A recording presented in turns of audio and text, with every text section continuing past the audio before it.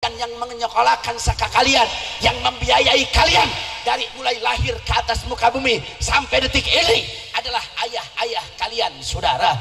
Oleh karena itu tidak akan pernah berhasil seorang, yaitu anak, ketika mereka kurang ajar kepada orang tuanya.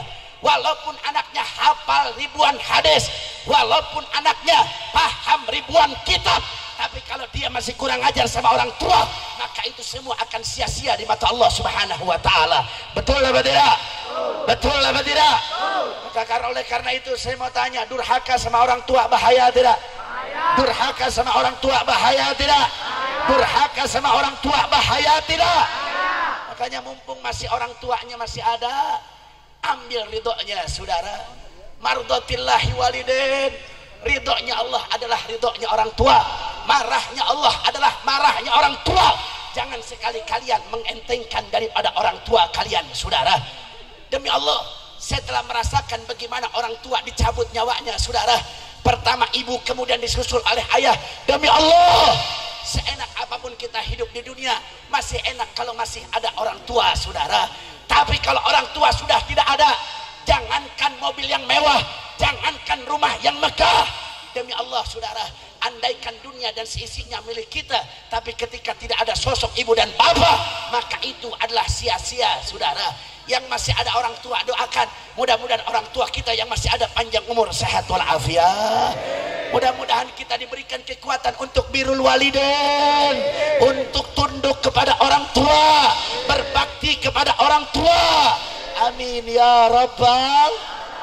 Orang tua kita yang sudah tidak ada, kita doakan mudah-mudahannya kuburnya dijadikan raudhah min riyadil jannah.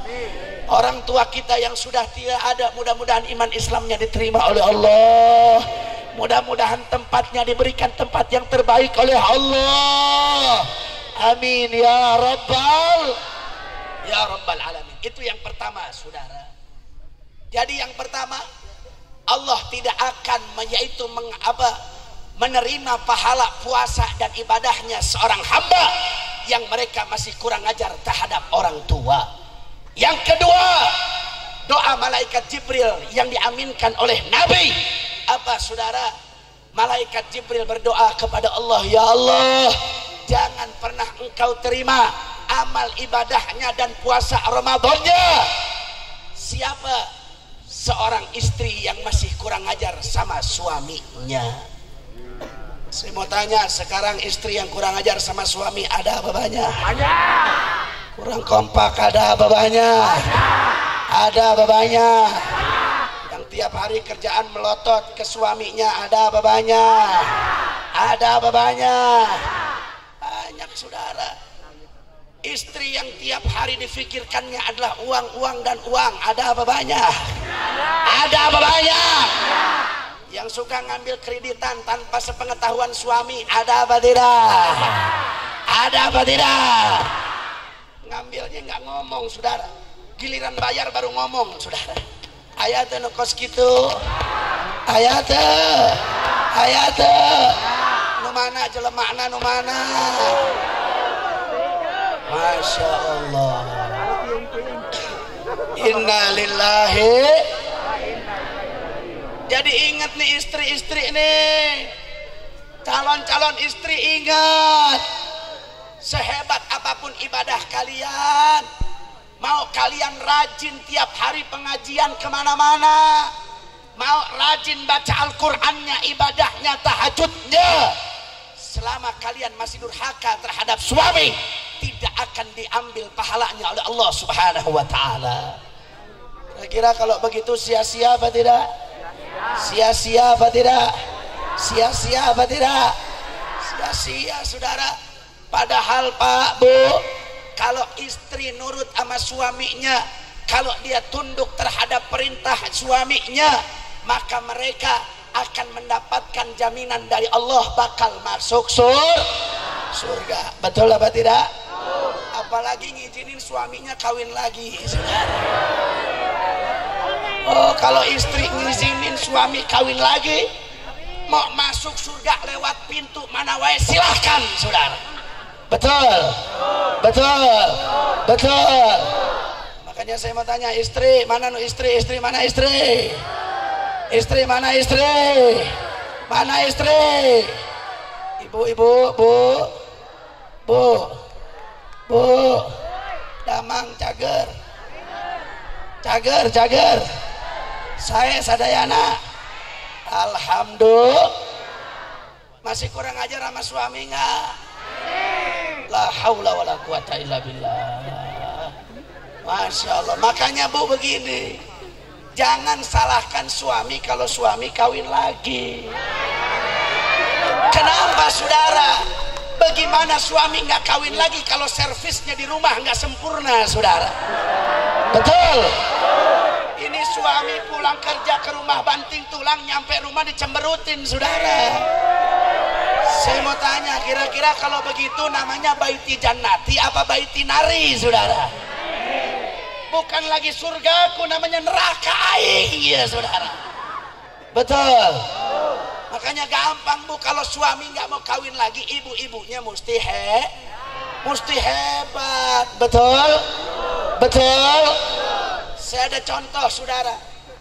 Dulu di zaman Nabi Muhammad itu ada satu perempuan yang soleha, yang mana dikatakan oleh Nabi perempuan tersebut kelak nanti di akhirat akan menjadi pemegang tali kendaraan Sayyidatuna Fatimah Zahra. Siapa perempuan tersebut? Perempuan tersebut namanya Sayyidah Muti'ah, atau yang kita kenal sebagai Siti Muti'ah. Kenal apa tidak? Bu, kenal nggak sama Siti Muti'ah? Kenal tuh? Sanes cetiah sanes. Kenal tuh sama Sayyidah Muti'ah? Kenal apa tidak? Nah, kalau nggak kenal saya kenalkan, perhatikan baik-baik saudara. Ini istri solehah luar biasa, yang mana dapat jaminan dari Nabi kalau ini istri Siti Muti'ah tersebut kelak derajatnya tinggi di yaumil qiyamah, saudara, menjadi pemegang tali kendaraan Sayyidatuna Fatimah putrinya. Artinya saudara, Siti Muti'ah pegang kendaraan yaitu daripada tali Siti Fatimah. Artinya Siti Muti'ah nggak akan pernah yaitu celaka, saudara, melewati sirat bersama Sayyidatuna Fatimah, berada di yaumil mahsyar bersama Sayyidatuna Fatimah. Artinya ini bakal selamat, dijamin, saudara.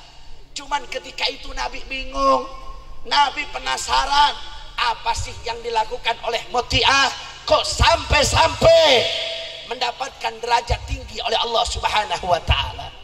Akhirnya singkat cerita, saudara, perhatikan, Nabi Muhammad perintahkan yaitu putrinya tercinta. Siapa putrinya Nabi? Jawab yang kompak, siapa putrinya Nabi? Sayyidatuna Fatimah Zahra bintu Rasulullah sallallahu alaihi wasallam.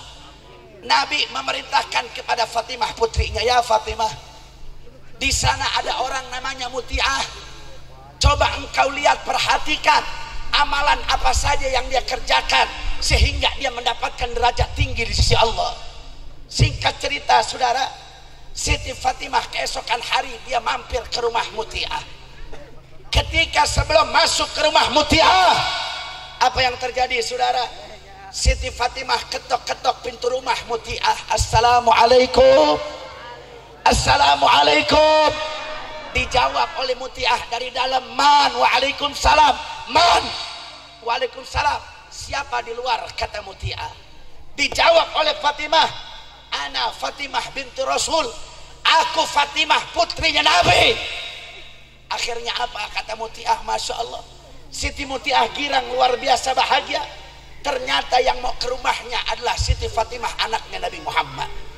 Namun sebelum Fatimah masuk ke rumah Muti'ah, ditanya oleh Siti Muti'ah, ya Fatimah, engkau datang ke rumahku bersama siapa? Dijawab oleh Fatimah, ya Muti'ah, aku datang ke rumah engkau bersama anakku yang masih kecil, yaitu Sayyidina Husain. Aku datang bersama anakku Husain. Apa kata Muti'ah? Wahai Fatimah, mohon maaf, aku tidak berani memasukkan laki-laki yang bukan mahram ke rumahku, wahai Fatimah. Besok aku akan mintakan izin dulu kepada suamiku agar Husain bisa masuk dalam rumahku. Kata Fatimah, apa ya Mutiah, ini Husain masih kecil,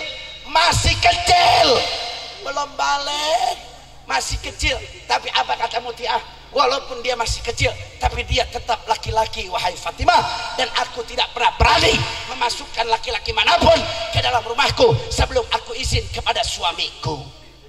Saya mau tanya, hebat apa tidak? Jawab yang kompak, hebat apa tidak? Hebat apa tidak?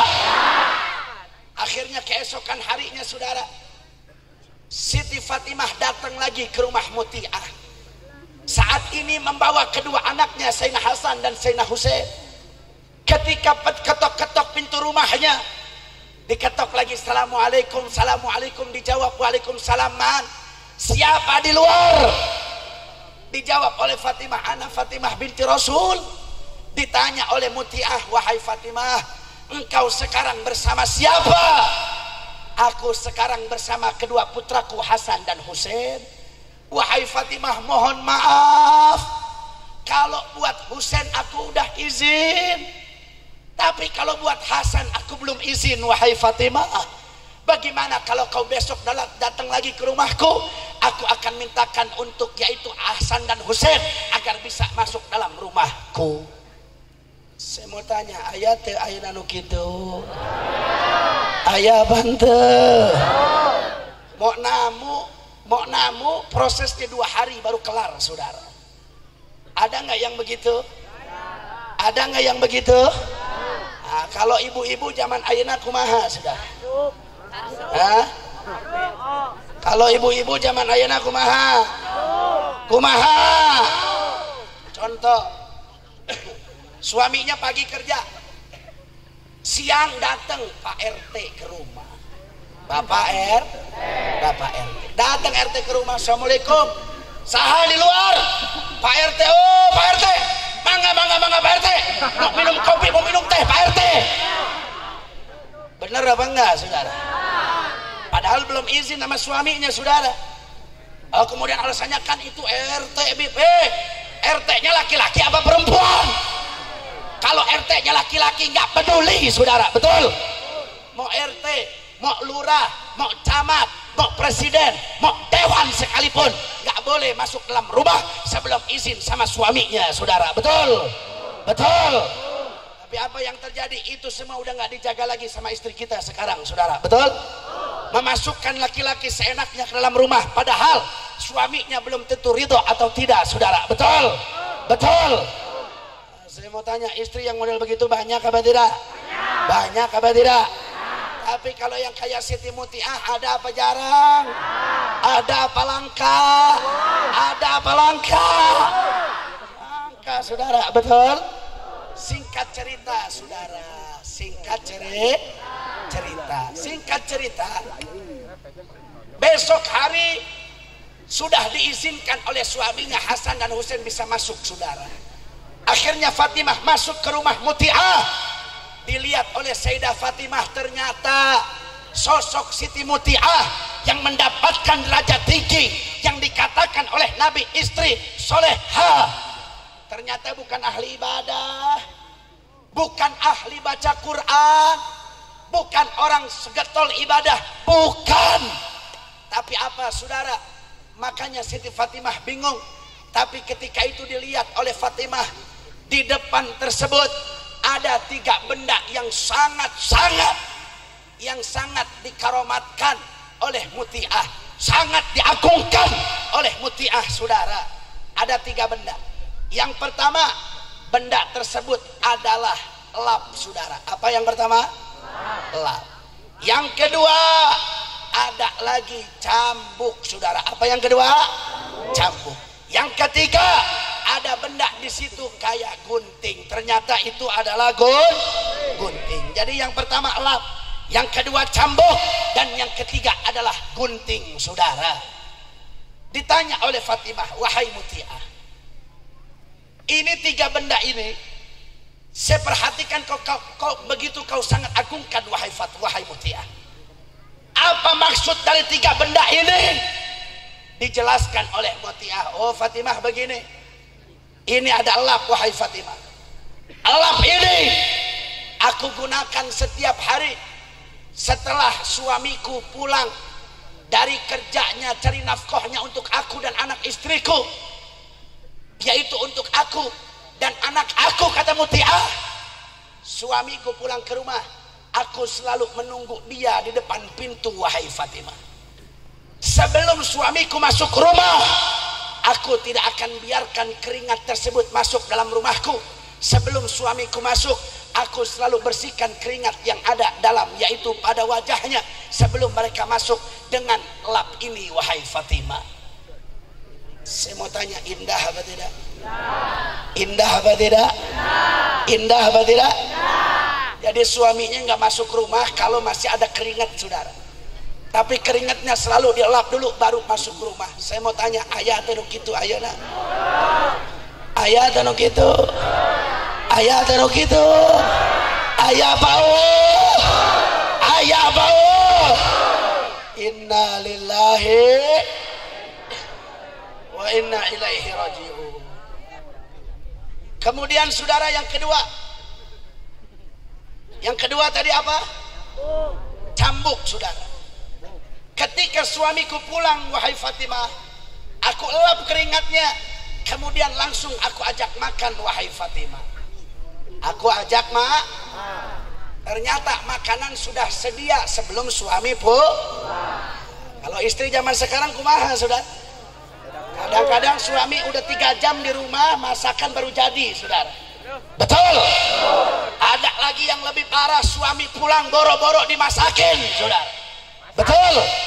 Betul. Mau tanya, ayah atau gitu? Loba atau gitu? Innalillahi. Suami pulang dielap dulu keringatnya, saudara. Enggak nanya bawa duit berapa, enggak, saudara. Nah, kalau istri zaman sekarang kumaha? Yang ditanya pulang ke rumah, mau duit sabaraha sia?